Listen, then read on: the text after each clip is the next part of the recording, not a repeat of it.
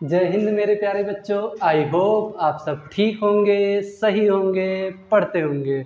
आज कल की क्लास क्या था? Present indefinite tense. उसमें हम क्या बताए थे? केवल बनाना बता दिए थे। आज हम क्या बताएंगे? उसका फार्मूला, कैसे affirmative sentence, negative sentence, interrogative sentence. लेकिन इंट्रोगेटिव सेंटेंस दो प्रकार का होता है, एक होता है यस आर नो टाइप, दूसरा होता है WH टाइप। और चौथा सेंटेंस क्या है? Interrogative negative sentence. तो इंट्रोगेटिव निगेटिव सेंटेंस जो होता है वो भी दो प्रकार के होते हैं। कितने प्रकार के होते हैं? दो प्रकार के होते हैं, वो भी SR नो टाइप और दूसरा होता है WH टाइप। ठीक, तो सबसे पहले अफर्मेटिव सेंटेंस। अफर्मेटिव सेंटेंस में क्या बताए थे? सबसे पहले यहाँ पे आ जाओ, SOV और SBO। हम ये जब पढ़ाते हैं यही बताते हैं कि सब्जेक्ट ऑब्जेक्ट वर्ब ये किस में लिखा होता है? हिंदी में लिखा होता है। ट्रांसलेट करते समय हम क्या करते हैं? सब्जेक्ट वर्ब और ऑब्जेक्ट करते हैं। ऑब्जेक्ट को वर्ब की जगह पे और वर्ब को ऑब्जेक्ट की जगह पे लिखते हैं। ठीक, कल का उदाहरण क्या था? राम घर जाता है।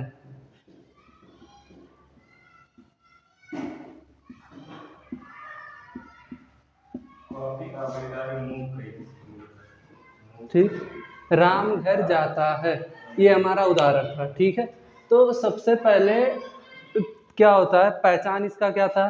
ताहा। उदाहरण में ता और हा आ गया। ठीक है, ये पहचान हो गया कि हाँ ये प्रेजेंट इंडेफिनिट टेंस है। दूसरी बात, बनाने का नियम। पहला नियम क्या था? First form of the verb. दूसरा नियम क्या था? डू या does first form of the verb. तीसरा नियम क्या था? यस या ES with third person singular. चौथा नियम क्या था? Not plus first form of the verb. अब इसी को हम इस 6 स्ट्रक्चर पे बना के दिखा रहे हैं। पहला क्या हो गया? Affirmative sentence. ये क्या हो गया? अफर्मेटिव सेंटेंस यानी कि साधारण वाक्य। दूसरा क्या हो जाएगा हमारा? Negative sentence. निगेटिव सेंटेंस में क्या आ जाएगा? राम घर नहीं जाता है। राम घर नहीं जाता है। तीसरा वाक्य हमारा क्या बनेगा? इंट्रोगेटिव सेंटेंस है। इंट्रोगेटिव सेंटेंस का यस आर नो टाइप है, जिसका आंसर हमें यस या नो में ही दिया जाता है। तो क्या बन जाएगा? क्या राम घर जाता है। ठीक, लेकिन यहाँ पे पूर्ण विराम की जगह पे क्या लगाएंगे? क्वेश्चन मार्क लगा देंगे। ठीक, और चौथा उदाहरण क्या हो जाएगा? इंट्रोगेटिव सेंटेंस तो रहेगा, उसके साथ क्या करेंगे? क्वेश्चन वर्ड बीच में आएगा। तो राम घर क्यों नहीं, राम घर क्यों जाता है?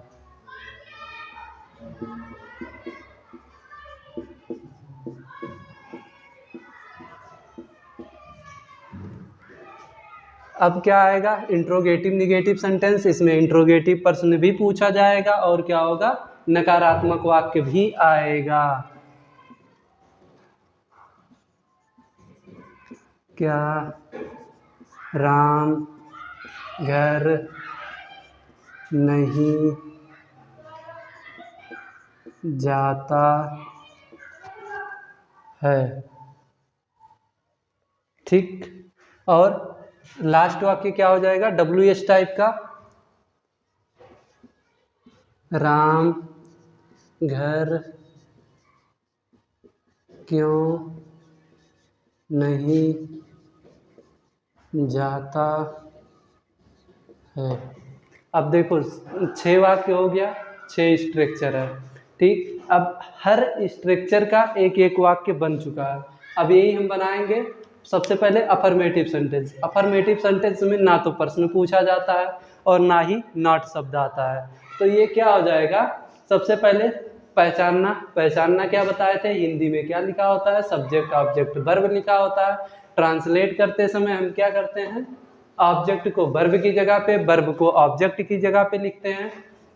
तो सबसे पहले क्या पहचानेंगे? सब्जेक्ट। सब्जेक्ट क्या है? जो सबसे पहले लिखा होता है सब्जेक्ट है। ठीक,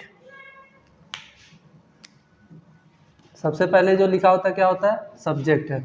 अगर पहचानना ना आए तब भी हम क्या कर सकते हैं, जो सबसे पहले लिखा हो सब्जेक्ट हो गया, जिसमें ता और हा आ जाए वो क्या हो जाएगा हमारा वर्ब। पहचान यही है कि जिसमें ता और हा आ जाए वो हमारा क्या हो जाएगा वर्ब। पहचानो या ना पहचानो, सबसे पहले सब्जेक्ट, जिसमें ता और हा आ जाए वो क्या हो जाएगा वर्ब हो जाएगा। बाकी जो बचा वो सबसे पहले क्या होता है सब्जेक्ट, सबसे लास्ट में क्या होता है वर्ब, और जो बीच में बच जाए उसे क्या कहेंगे हम ऑब्जेक्ट। क्या बोल देंगे ऑब्जेक्ट। अब देखो हिंदी में क्या लिखा है सब्जेक्ट ऑब्जेक्ट वर्ब, इसे ट्रांसलेट करते समय क्या करेंगे सब्जेक्ट वर्ब ऑब्जेक्ट कर देंगे।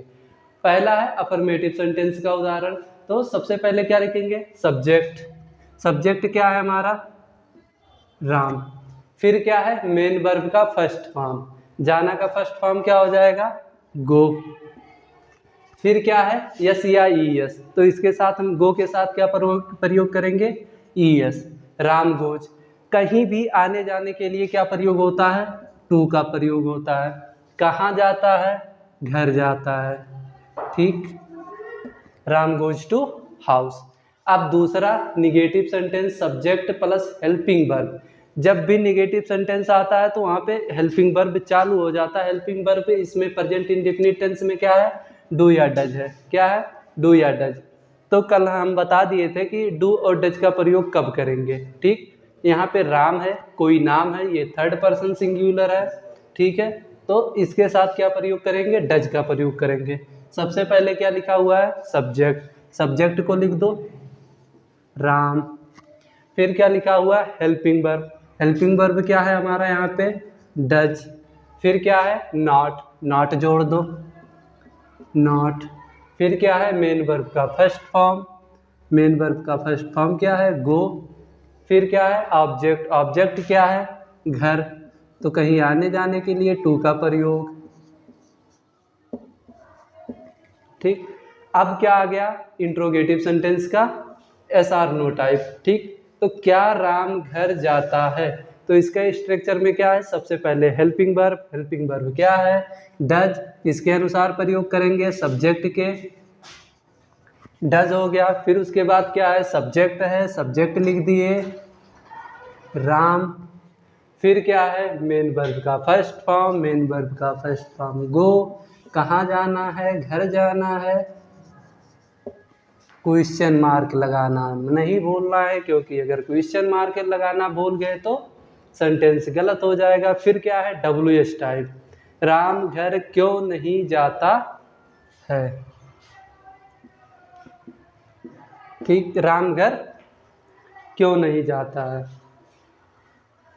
जैसे डब्ल्यू एस टाइप है तो राम घर क्यों जाता है, तो राम इसमें क्या होता है सबसे पहले क्वेश्चन वर्ड लिखते हैं, क्वेश्चन वर्ड क्यों का अंग्रेजी क्या हो जाएगा व्हाई।